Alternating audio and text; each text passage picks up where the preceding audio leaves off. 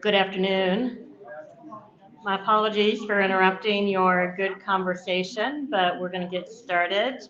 Thank you so much for joining us for Intersections. Whether you are in the room or online, we're glad to have you with us. I'm Connie Ryan. My pronouns are she, her, and hers, and I'm the Executive Director of Interfaith Alliance of Iowa. And I'm really glad to be here instead of being at the State House. As I am sure Representative State is as well. Session ended yesterday, thankfully. You will be getting if you're on our email list, you'll be getting the legislative updates from us today with still some calls to action because there's still work to do, I'm sorry to say.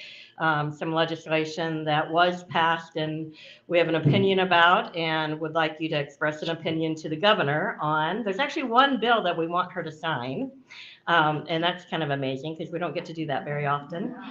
But there are a couple bills that we would love to have vetoed and one bill that we would love to have a line item veto on. So you'll get all of that information in the legislative update and hope that you will use your voice. Again, whether you're in the room or whether you're online, we so appreciate you being involved in this work and using your voice. And I know it has been a difficult and exhausting session for those of us who are up at the State House and for those of you who are advocating from your homes. We are just glad that you are with us and doing this work alongside of us. Today is the last Intersections of this program year. For Intersections, we kind of go the school year. And so it's the last, and we'll take a break for the summer. Our planning team is actually going to meet right after Intersections and start planning for the fall. So I know you'll just be on the edge of your seats to find out what's going to be happening next year. And I always appreciate the planning team and their work on this. And so I do want to acknowledge the planning team, the steering committee, sometimes we say. And so if you are part of that and have been part of putting this year's program together or going to put next year's program together, if you will stand and receive a little bit of thanks. And a couple of folks who couldn't be here, Rofegi is one of them, and I don't have the list in front of me, I should have brought it, but just grateful to the steering committee and all of their work every year and to make sure that we are addressing topics that really matter to all of us. Just that at the end of the day, that's what Intersections is about, is addressing topics with experts and that we think about those things that are impacting communities across the state. So thank you to all of them and their work. Kristen's not here today. She's a little bit under the weather, but we do have Bridget Fagan-Reedburn, our Associate Director. So if you haven't said hi to Bridget, you can do that.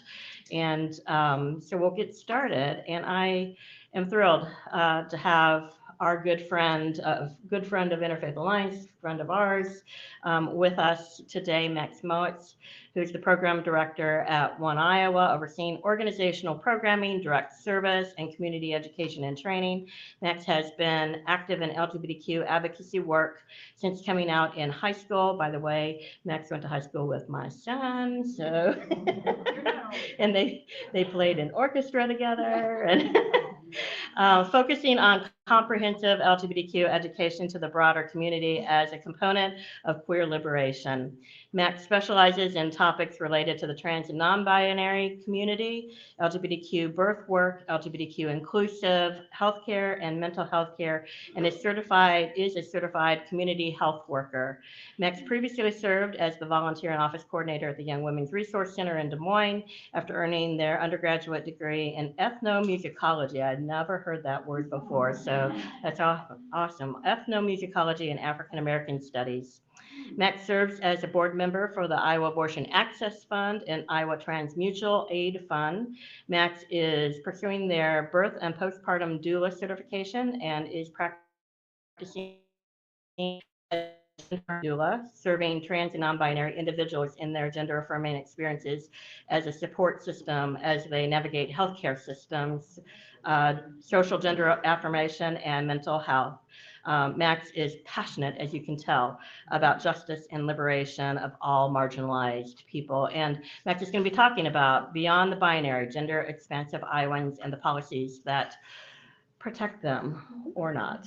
So thank you. Won't you welcome Max, please? Thank you so much for having me. Can you all hear me okay? Okay, lovely. Well, thank you so much for having me. I'm so excited to be here. I am one of those people that whenever Connie asks me to do anything, I'm like, absolutely. I don't even know what it is yet. And I'm like, yeah, I will be there. So I'm really excited to be here and to share space with you all. Today, I am hoping to really put on my program director hat a little bit and talk a little bit about who we're talking about when we talk about trans people. I think one of the areas that folks struggle with when it comes to the legislature is that they don't know very much about trans people. There is an old statistic, I think it is outdated at this point, but it's still pretty silly, that more people think that they've seen a ghost than think that they've met a trans person. You all, luckily, you all can rejoice and be glad because today you have officially met a trans person. Hello. I can be the trans person that you've met. And so I would love to talk about our community a little bit. And then, of course, with the work of One Iowa, our Director of Policy and Advocacy, Keenan Crow, is really at the helm of the legislative work that we do. But I'm more than happy to talk a little bit about how the legislation is going to impact LGBTQ people and specifically trans, non-binary, and gender diverse people. So with that, I will go ahead and dive in. I always like to start with a land declaration. In case you're not familiar, a land declaration is an acknowledgement of the stolen Native and Indigenous lands we are on. No matter where you are in our country, you are on stolen Native and Indigenous lands. I always like to mention this, not only because it's a good way to ground in the presentation, but also because of our amazing friends at the Great Plains Action Society. They do really cool Native and Indigenous liberation work, so I always like to shout them out as well. So a little bit about us, just in case you don't know anything about One Iowa, but let me just ask, who in the room is familiar with One Iowa's work? Just raise your hand. Oh my gosh. Okay, that's very exciting. I have to say, the other night I had a training at Nevada Public Library, and I wasn't sure how it was going to go. And then two lovely people show up with One Iowa Action t-shirts on. I was like, what a vote of confidence. I really can't mess this up. So it's exciting to hear that you all are familiar with our work. So I'll move through this pretty quickly. We were founded as a marriage equality organization back in 2005. Of course, we received the right to same-sex marriage on April 3rd of 2009. And since then, we have shifted gears. So we focus on a few different areas. Healthcare access, making sure LGBTQ people have affirming healthcare access throughout the state of Iowa. This includes providing training to providers and developing and upkeeping a resource guide for the state. We also have a Leadership Institute program, which is actually starting in June. This will be our 5th year of the Leadership Institute, and it's focused on uplifting leaders from across the state. As the years have gone on, more people from outside of Iowa City and Des Moines have joined, which I think is really cool. And then we also have a lot of workplace access and workplace culture work that we do, trying to make sure that employers are LGBTQ affirming. And then finally, I do a decent amount of direct service. So if you find yourself at the end of today or moving forward thinking, oh, I've got an LGBTQ person in my life that needs care and support, who do I reach out to? Please reach out to me. I will leave my cards here and I would love to hear from you. You can call on me anytime if you need support or if you have a family or loved one that does. So with that, I'm just going to dive into a couple of quick group agreements. Love the Vegas rule, right? So what happens in Vegas stays in Vegas. What happens in this space stays here. Of course, this is being live streamed, so keep that in mind. But this is really for the purpose of, yeah, don't say anything too wild. This is for the purpose of creating a safe space to ask questions.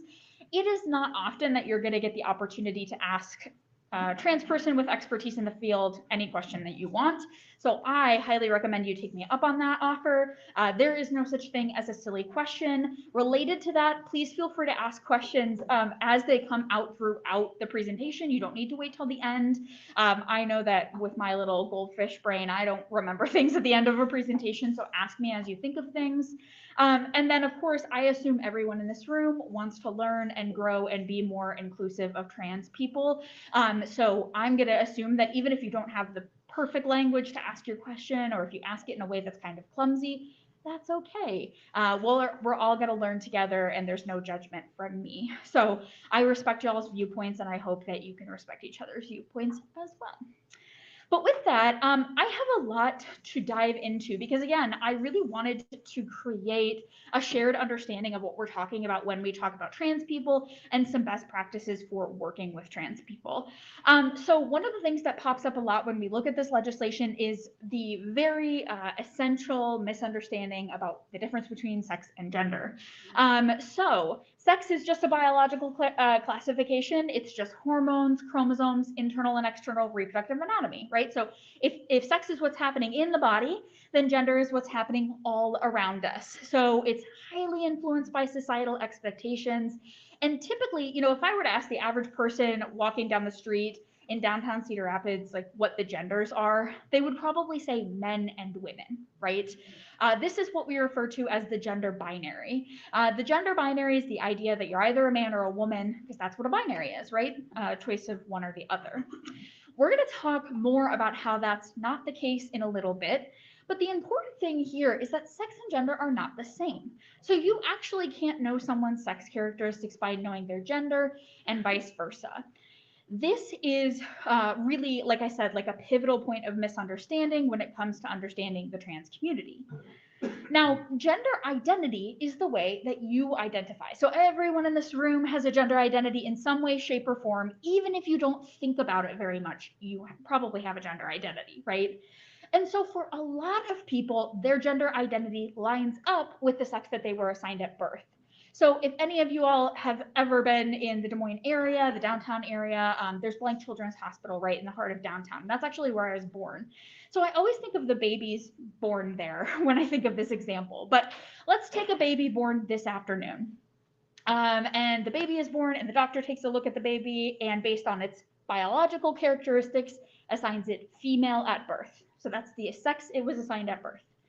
If that baby were grow up to say identify as a woman, then that woman is a cisgender woman because she identifies with the gender that lines up with the sex she was assigned at birth. In this instance, cis is a prefix that means same, right? So this is really important to keep in mind because when we talk about legislation impacting the trans community, cisgender is sometimes thrown around and people worry that it's a negative word or a slur. It's really just describing someone that isn't transgender. Now, taking that same baby assigned female at birth, if that baby were to grow up to identify as, say, a man, then that man is a transgender man because he does not identify with the sex that he was assigned at birth. So that's the big difference there. Now, the thing that's interesting about gender identity is that nobody can tell you what your gender identity is but you. And the only prerequisite for identifying as your gender is to identify as your gender, right? Which you might be like, yeah, Max, I know that. But that's really important when we talk about trans youth, for example, the kiddos that are really being impacted by this legislation, because everyone but the trans youth seems to think that they know that trans youth's identity better than them, right? So this gets to the heart of that issue. So gender expression also plays a role here. Gender expression is pretty fun. It's the way that you dress, the way that you talk, the way that you act that can communicate to other people who you might be. The problem is that gender expression is a bit of a double-edged sword because on one side of the sword, I guess, it should feel really affirming, right? You should like the way that you dress for the most part. This is a good example. Today I am wearing a floral button-up shirt, just in case you can't see me very well. It's a floral button-up shirt. And I'm wearing this for a few different reasons. Number one is it is a classic Iowa spring day. which means it's just, you don't know what you're gonna get, truly. So I came with a blazer, I can layer, I'm ready to go, you know. The second part of the reason I'm wearing this is because I'm giving a presentation, and I thought this was appropriate for the work that I needed to do today. And the third reason I'm wearing this is because I like this shirt. It's one of my absolute favorite shirts. In fact, I probably wear it too often. And so it's just like, it's my Max shirt, you know, it makes me feel like me. Think about the way that you dress for a wedding. Think about what you decided to wear this morning when you got up and prepped for this event, right? Like, are you wearing jewelry? Are you wearing perfume? Do you have on pants or a dress? These are all parts of gender expression. So on one hand, it could be really affirming. It can also line up with what you're doing professionally that day and also the weather.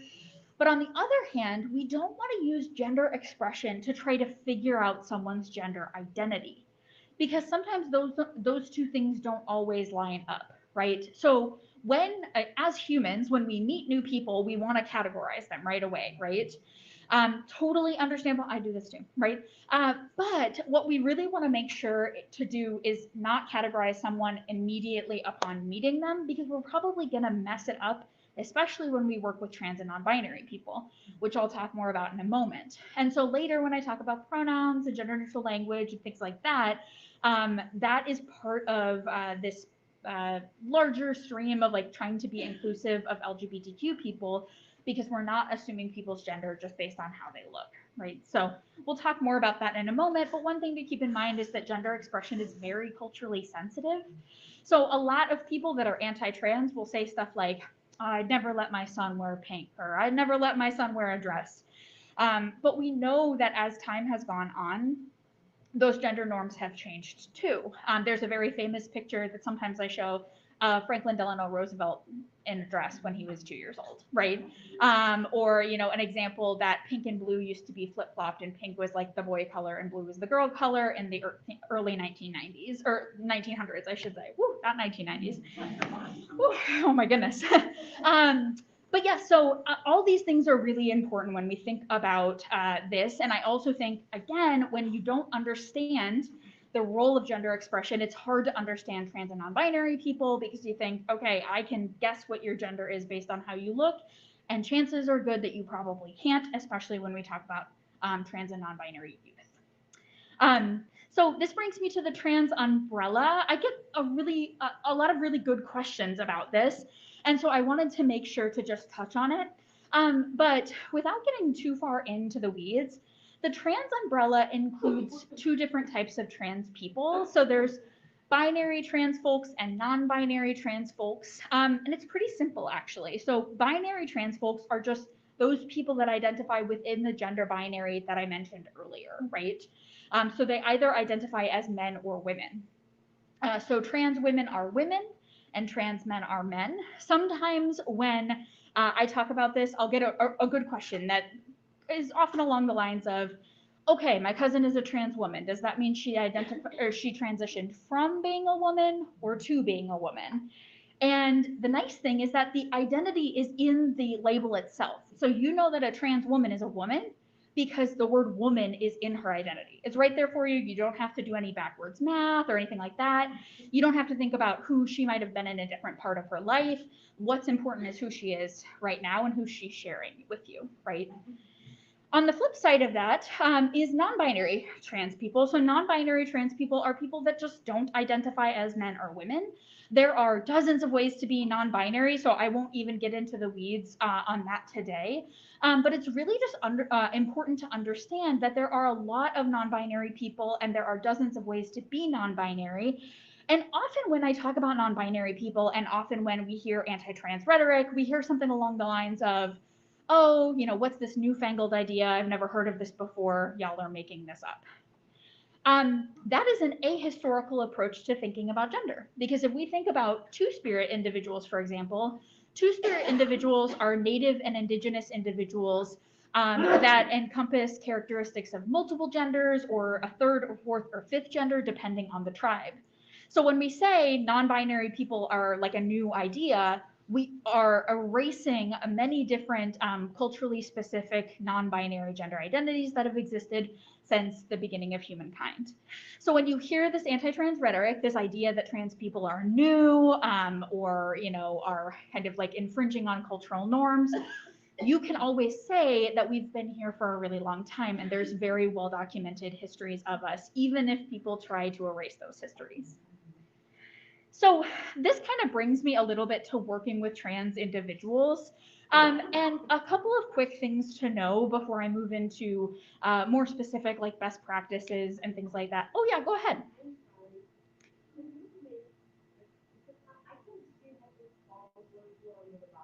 Oh, sure. What's that? Yeah, so they just asked if I could make the words at the bottom, I think, bigger so you could see them. I don't know that I am able to do that today, but what I can do is I can send this out so that it can be sent out to you all. Does that work? Like I can send that part of the slide? Okay, I'll get that sent out. Up front, you're welcome to move up closer, and then you can see everything. Oh my goodness. Everyone's like, I don't know that I want to be that close to Max, but which is, fair. But some things to kind of keep in mind, and I want to highlight specific things because there's a lot up on this slide today. But one thing that I think is especially important is that trans people can decide to transition at any age. So when we look at the anti-trans legislation that we see, the anti-trans legislation that we see is very focused on the idea that cisgender people know somebody's gender identity better than that person themselves, especially if that person is young. The idea that like a trans young person couldn't possibly know who they are, even though we are taught gender norms by the second that we are born. The second that we're put in a pink or blue swaddle, we're learning about gender. So when we undercut trans kids' abilities to understand themselves and understand their identities, that is transphobia, and it's also taking that child's autonomy away too. A person that is 14 is no more or less valid as a trans person than somebody that's 84, right? So it's really important to think about that when we talk about these issues. Now, a couple of quick things as well. When we work with trans folks, we want to make sure to use the name that they give us, even if we've known them by an old name. Always use their current name. And try to avoid invasive and unnecessary questions. One thing that I overwhelmingly see with some of this anti-trans rhetoric is people asking really invasive questions like, have you gotten the surgery or do you use hormones? Those questions really just ask a person what their genitals look like, which is very creepy and weird. Don't do that. So just keep that in mind as well. Go ahead. Oh. Yes, so that's a really, really good question. The question was, is it okay to ask what pronouns they want you to use? And absolutely, you can do this a couple of different ways. You can do this by sharing your pronouns and just saying like, hey, I'm Max, I use they and he pronouns. What pronouns do you use? That's a casual way to make them feel less like they're under a microscope. But yeah, that's a good question. We're going to hold all questions. Hold on. We're going to hold questions after Max is done with presentation. Then we'll have time for questions. Oh, sorry. So that then we can also interact with the people who are online. So that's my fault. no, it's all right. It's all right. I'm so sorry. I said that's all right. You could ask questions throughout, and I was joking. Yeah, my apologies. If we'll just hold the questions and keep them in your mind, and then we'll get to them. Yeah, so some quick things to know that we see a lot when we talk about like trans youth that are being impacted by this legislation. We see a lot of misgendering, which is when we use the wrong gendered language to refer to a person, i.e. using sir to greet a woman.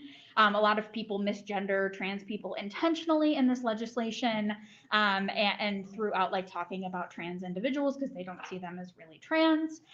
We see a lot of dead naming as well, which is using someone's legal or given name instead of their correct name. So if you were to refer to me by any name, like the name that I was given when I was born instead of Max, that would be dead naming me, right?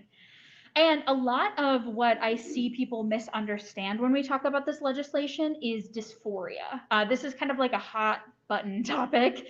But just in case you're not familiar, gender dysphoria is like that distressed state arising from a conflict between a person's identity and the sex that they were assigned at birth. So a good example of this is a lot of trans men, not all, but a lot of trans men experience chest dysphoria. So they have chest or breast tissue that they don't want. and that makes them feel like really uncomfortable. This is where we see high rates of suicide, depression, and anxiety in trans people, because we live in bodies that don't line up with our identities often. And so a way of managing this dysphoria could be, for example, using a chest compression garment, or in the case of the gender affirming care ban that we've seen at the legislature, top surgery, for example. So the removal of that tissue. And we know that gender dysphoria is important to understand because it is life-threatening. And that is why gender affirming care, just like the care that was banned for youth, is life-saving, because these kiddos they're just not going to make it to adulthood if they don't access this care. So sometimes folks worry about, if somebody really knows who they are, or if they should even try hormones, when we know by and large that this like medically necessary care saves these kids' lives. And so this gender affirming care ban that we've seen is going to cost kiddos' lives as well. So I want to make sure that I'm staying on target. I'm just so chatty. I wanted to make sure to cover that as well.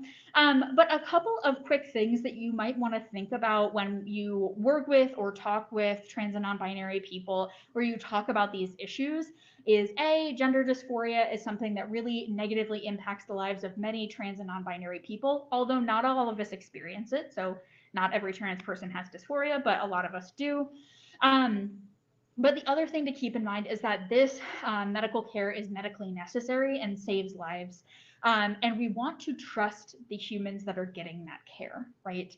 So sometimes when we see this anti-trans rhetoric, the assumption is that, again, a cisgender person knows someone better than they know themselves, and that's just not the case. I also think that the thing I try to mention here is that even if somebody plays around with gender affirming care and it doesn't work for them, that is just a way for them to learn more about themselves. That's not this horrible pivotal mistake that they'll never come back from, right? Because the number of people that access gender affirming care that end up not for example, that end up not utilizing it or identifying as cisgender or something like that, those people are very, very small in number, whereas the LGBTQ kiddos that can't access gender affirming care that commit suicide before they're 18 is very large as a number, right? So it's kind of like that balance a little bit as well. But I think when we talk about this anti-trans legislation, we also want to think about this idea that you're either a man or a woman, and if you do anything outside of that, that's wrong or unnatural. And really what we know is that historically it's very normal, it's very natural, and it's very much a part of everyone, every single culture we see throughout our globe.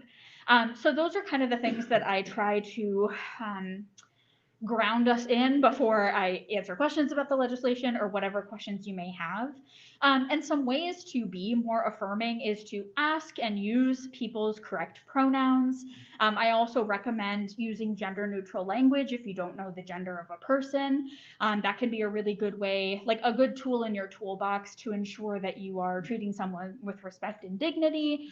And then also, I always like to mention before I wrap up that it's really important that if you make a mistake, which you will, I do all the time, just apologize and move on, right? So those are some of the best practices, but I think that having attitude of compassion and grace, not only for yourself, but for the other people, can be really helpful when we talk about trans people. And it's also okay to not know everything all the time.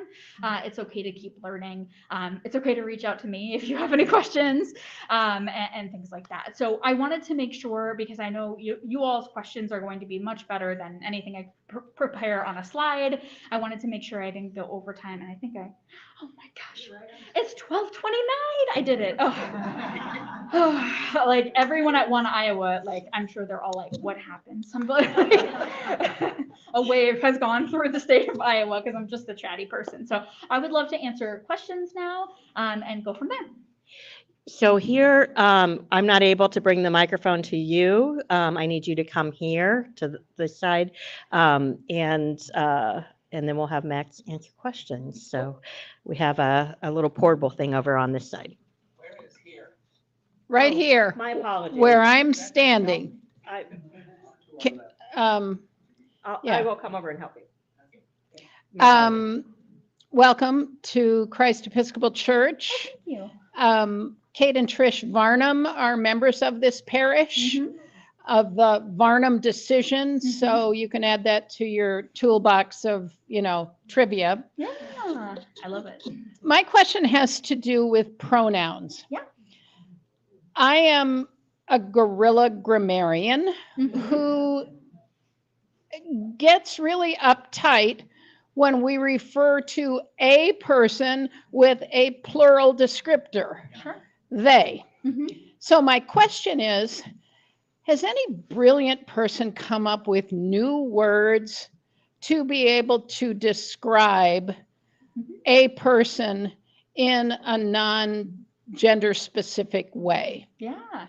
So you've hit on a couple of really good things. I love this question, and I love that knowledge of self, right? You value grammar. That's something that's important to you. So I'll answer this two different ways. The first is that there are such pronouns. There are actually dozens of gender neutral pronouns. They're called neopronouns. So there are a lot of them. Ze, zir, and zirs is an example of one. You might interact with these. If you ever interact with a pronoun you've never heard of, you can Google it, I promise. Like, you will find it right away. And that'll teach you how to use it and practice that as well. But to speak to your point as well, a lot of people use they, them pronouns. I'm one of them. We have several people on our staff that do. And one of the really nice things is that more of the bastions of the English language are recognizing singular they and them as a acceptable pronoun. So, for example, the Merriam-Webster Dictionary, the AP Style Guide, the APA Citation Guide, all of these bastions of the English language recognize singular they and them. Now, it doesn't make it any easier to get used to. I'm going to be honest with you. About a decade ago, when I first learned about they, them pronouns, I felt completely overwhelmed. And I truly didn't feel like I knew how to use them. So one thing that I did was I actually practiced kind of in my everyday life. This was before I knew I was trans, and I was just trying to affirm and support a friend of mine that used they, them pronouns. And so what I would do is I would, in the morning when I was reading the newspaper, at night when I was reading a book before bed, I would take whatever I was reading and practice using that pronoun there. So I actually have a slide for this. So let's say, for example, I know you can't see this very well, but for example, if I'm reading a sentence, what I would do is change all of the pronouns in that sentence to they and them. And that way I would be able to practice that in a safe space where I can mess up and get used to it without like accidentally making that mistake to my friend that used they, them pronouns. A decade later, now I use they, them pronouns, so it's a full circle moment. But all of that is to say, yes, there are gender neutral singular pronouns. They're called neopronouns. And also, it's very exciting to see the ways that the English language is shifting and adjusting to be inclusive of people that use they, them pronouns. So that's like my multi-answer. Would you repeat the neopronouns again? Yes, yeah, so there's a lot of different neopronouns, but they're just another way of saying, like, they're another gender neutral pronoun. So ze, zir, and zirs is an example, but there are many of them. Yes. But I would also say, and correct me if I'm wrong, Max, you still need to use what the person chooses. Yes. Correct? Oh, yes. Thank you for asking that. Yeah. So the question was, do you still need to use what the person chooses? And absolutely you do. I think that I am also a person that I really struggled when I learned about they, them pronouns. But pronouns are personhood, right? So by using someone's pronouns, you're giving them a basic level of respect. And that respect, that personhood is always going to be more important than like grammar, for example, right? And so that's always what I found myself going back to when I was learning about it, because that was challenging for me. But yes, for example, if you meet somebody that uses they, them pronouns, always use those pronouns for that person. And you can use this little practice example if you want to practice before you see that person or next time, between the times that you see them, so that you can more appropriately use those pronouns if you're not familiar with them. I have actually two questions or comments. Okay. One is, it's really puts me on the spot when people ask about the the condition of our trans daughter. Uh-huh. Has she had surgery? Yes. Is she on hormones? Yeah. Has she done anything? And my response has been, I've come to the response of saying she's transitioning. Mhm. Because I kind of feel like it's none of your damn business Yep. to know You're correct. where she is on her journey. Mhm. So I don't know if you have any other, that's my first comment or question. Yeah, I think that that's a really good point. Usually when somebody asks that question of somebody that I know or myself, I will just like respond like, that's a really inappropriate question. Because really what that person is asking is what your daughter's genitals look like. Like that's really not okay to ask. They wouldn't ask a cisgender person that, so they shouldn't ask a transgender person that, right? So I think what you respond with is quite appropriate, just saying like, hey, she's transitioning. And that's also a good way to describe it because every trans person is different. Not all trans people use hormones or surgery. And so it's really great. I think you've hit on something great by just saying like, oh, she's transitioning in a way that feels good for her. Yeah. And that way you're not boxing her in and you're not giving her information to a random person. Then my second thing is, so I was visiting my sister in West Virginia last summer, and an acquaintance was talking about, she knows that our daughter is trans, Uh-huh. and she was saying, well, I don't have a problem with this, except that, I have a friend who's a teacher, and the kids these days are just saying they're male one day and they're female the next day, and they're just, it just seems like it's a fad. And, it's just like they can't make up their minds. Yeah. And it just took me aback because I didn't quite know how to respond to that. Yeah, good question. Yeah, that's a common thread that we see when we talk about trans people, right? The idea that trans people are new, it's a fad.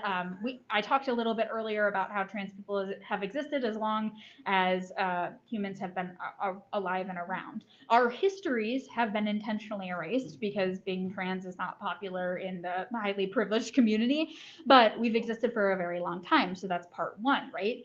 I think part two is that my question when people are like, oh, well, they identify as a man one day and a girl the other day and non-binary the next day, who is that hurting exactly? Like, who is harmed by that?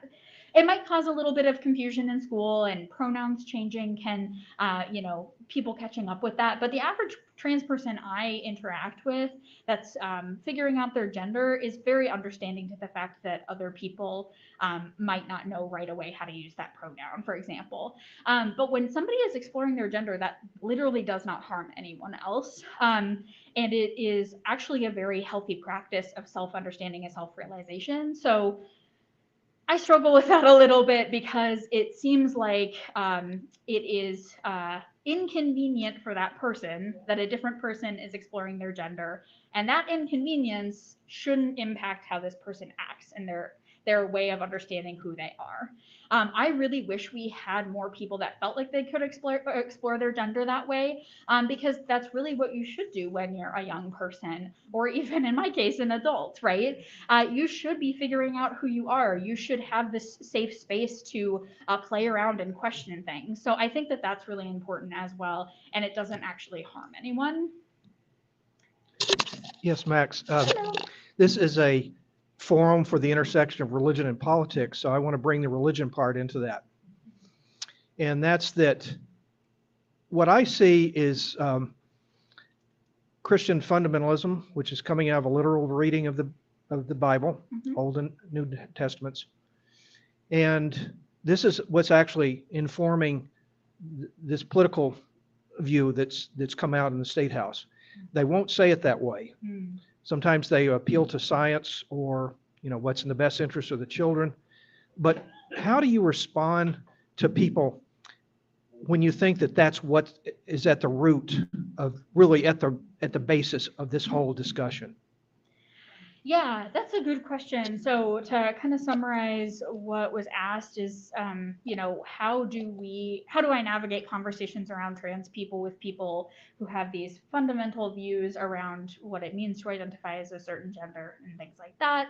I think that the thing that comes up a lot for me is that your identity or your like religious view is not able to control what somebody else does. Like it's irrelevant. You can feel that way and that can inform how you interact with your gender identity, but it literally cannot change how somebody else identifies, and it should not, right? That's why we have that, we should have that separation of church and state, right? Because we don't want our specific beliefs to impact somebody else's ability to live their lives, right? And we know that when people aren't able to be out as trans, when they're not able to live as their true selves, we see depression, anxiety, suicidality, suicidal attempts, suicide ideation. We see long-term health impacts of that. And so the idea that like, oh, because I view gender this one way, you have to view it that way too, and that might come at the cost of your health, happiness, and potentially life is kind of wild to me. So usually what I'll just say is like, you can feel that way and that can inform the way you interact with your own gender, but that is irrelevant when it comes to another person that doesn't share your beliefs. Does that make sense? That's a tough one. Yeah. Thanks, Max. I kind of hate to bring the conversation back around to pronouns. I have a child that identifies with. Sorry, yes. Am I loud enough now? Their pronouns are she, they. Uh-huh. A lot of their friends also have pronouns that are he, they, Yeah. or she, they. Yeah. Which I'm totally on board with. Uh-huh. But for some reason, that just is a little bit muddled in my mind. Like I don't know when to use she or when to use they or when to use he or when to use they. And so since it's a little bit muddled, and I really appreciate how you can make things just feel simple, I'm hoping that you might have something that will just make that less cloudy in my mind of if it's okay to use both interchangeably, or if I can just use they and not have to try to worry about the other ones. I just want to simplify and feel like I'm honoring everybody. Really good question. So to summarize the question, it was basically, what do we do when somebody uses two sets of pronouns?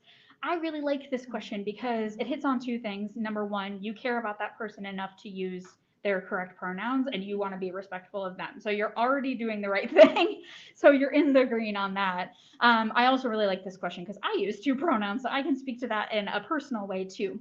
But typically when we see somebody use two sets of pronouns, I'll use myself as an example. I use they and he. That means then when you talk about me, you've got options. Oh my gosh, it's so exciting.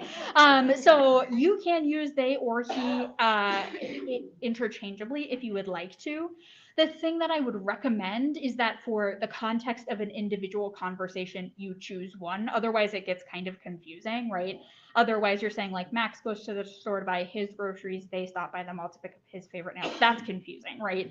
But instead, you can choose one or the other in the context of a certain conversation and use that. From there, everyone is a little bit individual. So if you meet someone with multiple sets of pronouns and you're nervous about using the wrong one, remember that by and large, you can use them interchangeably and that's just fine. But if you're extra nervous about it, you can just ask. Say, hey, I notice you use two sets of pronouns. I want to make sure that I'm speaking about you respectfully. Help me do that. And when you do that, when you bring that person in and don't put the pressure on yourself to know everything, that's a beautiful thing. It's a way of creating a connection with that person. It shows that person that you care about them and you respect them on a basic level. That's a beautiful thing to do as well. So if you're feeling nervous about it, just ask. But otherwise, for the most part, you can just use them interchangeably. Make sense? Okay, very cool. Hi. Hello. Hello. Is it on? Yes. Okay. We have a grandchild who came out as a trans woman after turning 18, which was about a year ago, and her mother is very supportive, and we're supportive. Her father is not supportive, who is also our son, and he believes it's a contagion that's being promoted in our schools, and you've kind of already addressed that part of it. My main question is dysphoria versus mental health. So our son's belief is that our grandchild has a mental health issue, which is causing the dysphoria.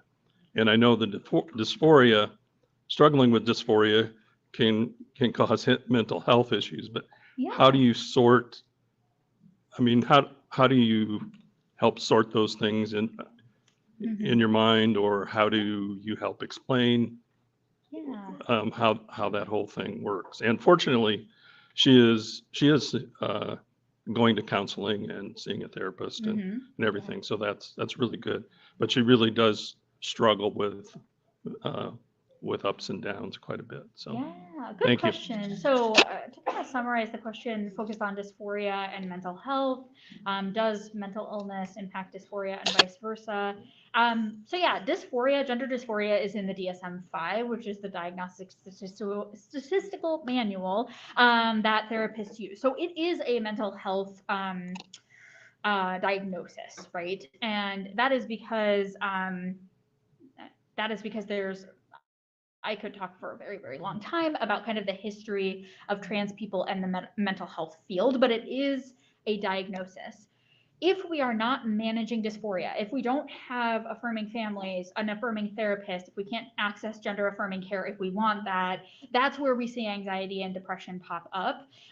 You are not born mentally ill if you are born trans, if that makes any sense. We develop mental illness when we don't have access to the things that we need, and when we experience rampant, constant transphobia and trans violence. That's where those things come into play. So it's much more of a systemic issue, but being trans isn't in itself like a mental illness. It is just a diagnosis that can help somebody access gender affirming care.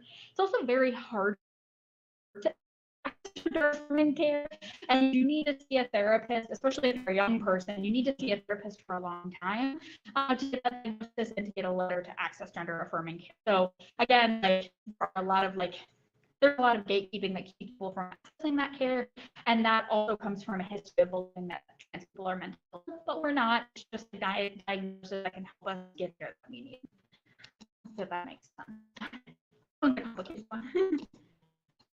I might just add, is it amplifying?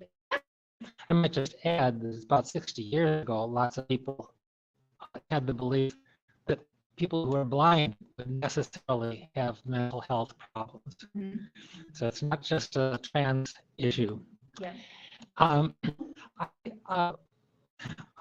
would like, if I may, I'd like to turn this a little more.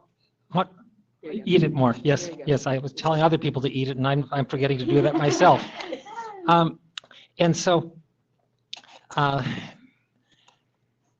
if you are willing, I would, if you could tell us a little bit about your story of making the transition. Sure. I think that we've been very theoretical up to this point, but I think it makes it much more real to have personal experience of this related. Thank you.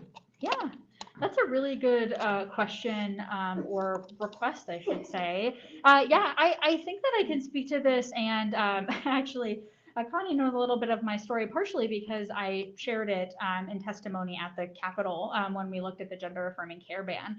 And the fact of the matter is I came out later in life. I'm 30 years old. There are people that are coming out, in their 50s, 60s, and 70s, and that's typically because that person is not safe to come out any earlier. So when we see people come out later in life, that's a symptom of our culture, not a person's identity being more or less valid. But I actually came out as a lesbian when I was in high school at 17. And that was a challenging moment for me. I actually volunteered with One Iowa at that time, which is such a full circle moment to work here now. But it took me a long time to think about my gender because I lived in a household that was, they said that they were progressive, but when they talked about trans people, it was really not like a kind conversation around transness, or I always felt like those people were ostracized or like weird. So as a result, I didn't really articulately think about my gender until I turned about 25. This June, I will be celebrating 5 years out as trans, as Max, which is super cool.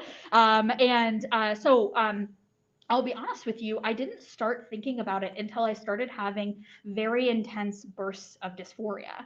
I had never dealt with dysphoria before because, again, I think in my brain, I wasn't safe to do so. But at this point, I was an adult. I was living with my partner. We had just moved back to Des Moines. And I was able to kind of make my own decisions out of undergrad. And I just the first time I ever got hit with gender dysphoria, I was in the Hy-Vee bread aisle. Like that bread aisle, it's like had a very specific, like it's just like in my mind forever. Like it will always be with me, that moment I was like looking at like Sara Lee bread and I was like, oh my God. And it just like became overwhelming.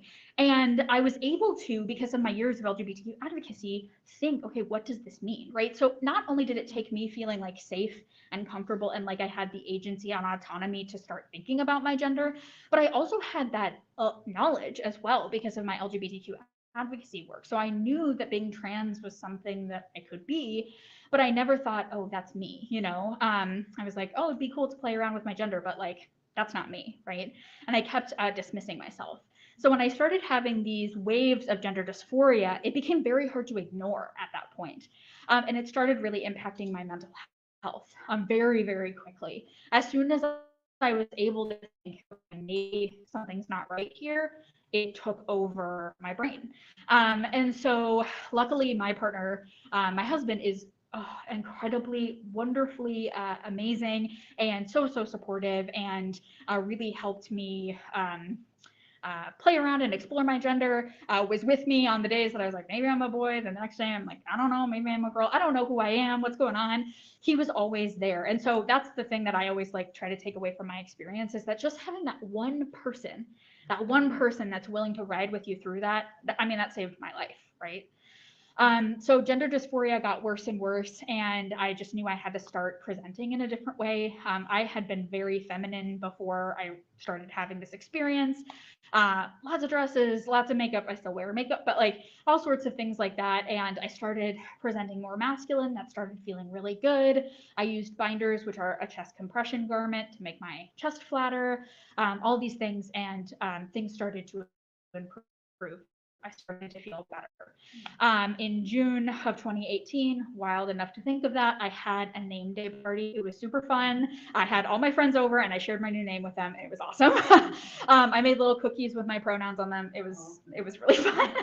I highly recommend that if you know a trans person in your life. If they are safe to do that, they should do that. But yeah, I invited all of the people that supported me in my trans identity, and I came out as trans about 5 years ago. So a couple years flew by, and I fought really hard with insurance to access top surgery. That was a really challenging process, not only in terms of insurance coverage, but access. It's very hard to get top surgery here in the state of Iowa. And then in November of 2021, I was able to get top surgery at the University of Iowa Hospitals and Clinics through their like LGBTQ clinic program. And I always say this, but like when that day came, that's a really big surgery. It was a 4.5-hour long surgery for me. I was really anxious about it, but the day came and I was so calm. And I got up onto like the surgery table, and my surgeon looked down at me and I had started crying. He's like, "Oh no, it's gonna be okay. Like, are you nervous? Are you scared?" And I just like, I'm just so grateful. Like, I'm just so happy to be here. And I like, as I counted down from 10, I was crying the whole time. And when I woke up, I was crying. You know, a nurse showed me my chest, and that made me cry more. I was a little bit of a mess after that surgery. But that surgery like truly just like saved my life. And gender affirming care saved my life. I don't use hormones, that's not part of my experience. But I just like love this work, and that's why I'm a trans doula. That's why I work with trans people, because I believe that we should lead happy and healthy lives. So that's a little bit about my experience. It's wild to think it's been 5 years.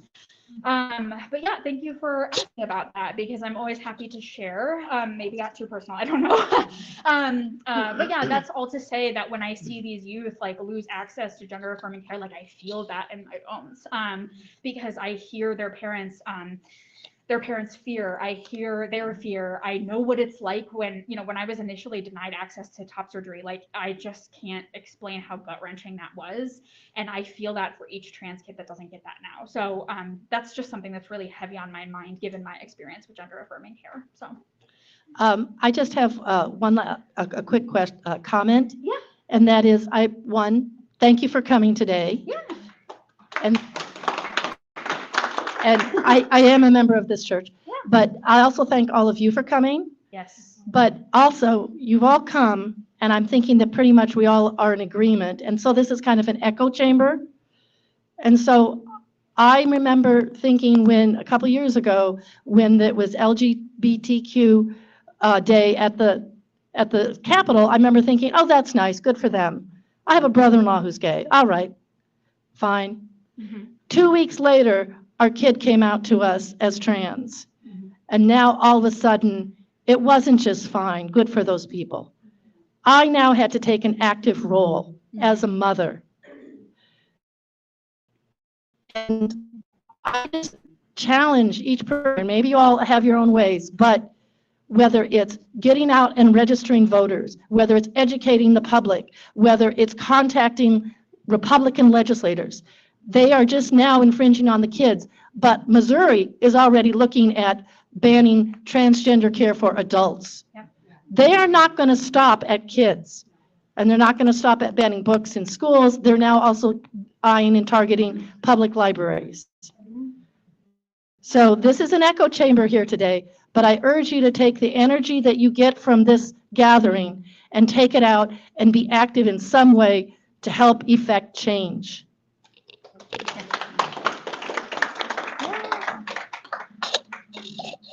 What is going to happen to adolescents who have started treatment and that are going to be denied care? Good question. So when the 180 days started counting down, when the governor signed the gender affirming care ban, us at One Iowa had already developed an LGBTQ gender affirming care ban resource. If you are curious, if you have people in your life that are like, what the heck do I do? Go to that resource. I'm happy to get you there. But the thing that we're trying to emphasize is don't wait.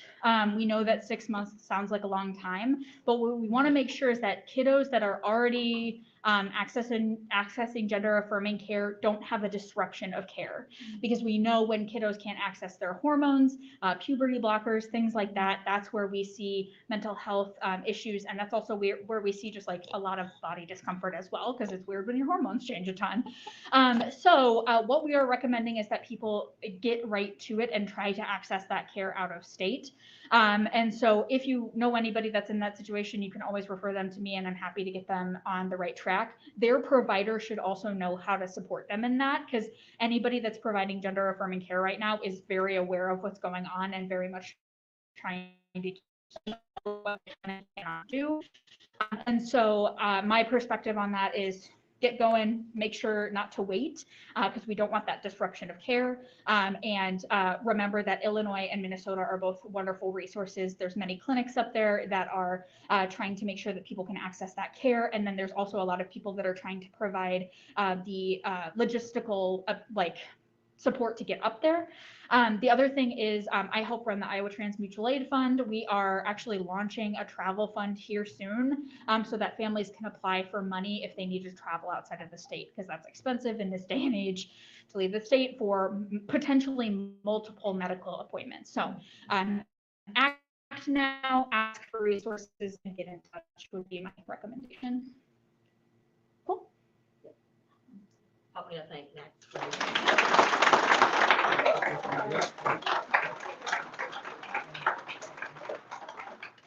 Thank you for all of your work, Max, and for being here and for sharing your story as well. Very much appreciate all of that. Max referenced the Iowa Trans Mutual Aid. Interfaith Alliance of Iowa is actually partnering with Iowa Trans Mutual Aid to connect houses of worship and faith leaders to provide assistance when that starts to be needed after the 180 days and beyond. So if you are a faith leader, if you are part of a house of worship and you want to know more about that, I'm not going to say that publicly online, but if you want to know more about the work that we're doing and connecting to help families, help kids, then contact me or our office, and we'll have that conversation, and I'll get you connected to that work. The other thing I would say is if you're part of a house of worship or if you're a part of a community organization, and I don't do this very often, and promote another organization and fundraising for another organization, just not something that nonprofits do, but I very much believe in the work that Iowa Trans Mutual Aid is doing and needs to do in the coming months and likely years. And so if you do a special offering, or if some houses of worship do a fifth Sunday, or, a variety of ways that they, if you have a line item in your budget where you give to a nonprofit, I highly recommend Iowa Trans Mutual Aid so that we are helping families, helping children to get the gender affirming care that they need. So if you need more information about that and how to access that, you can also contact us, and we'll make sure that you get that information. So again, thank you, Max. Very much appreciate you. Thank you to each of you, and some wonderful questions today. I'm grateful for those and for the conversation and for the safe space to be able to hold that conversation.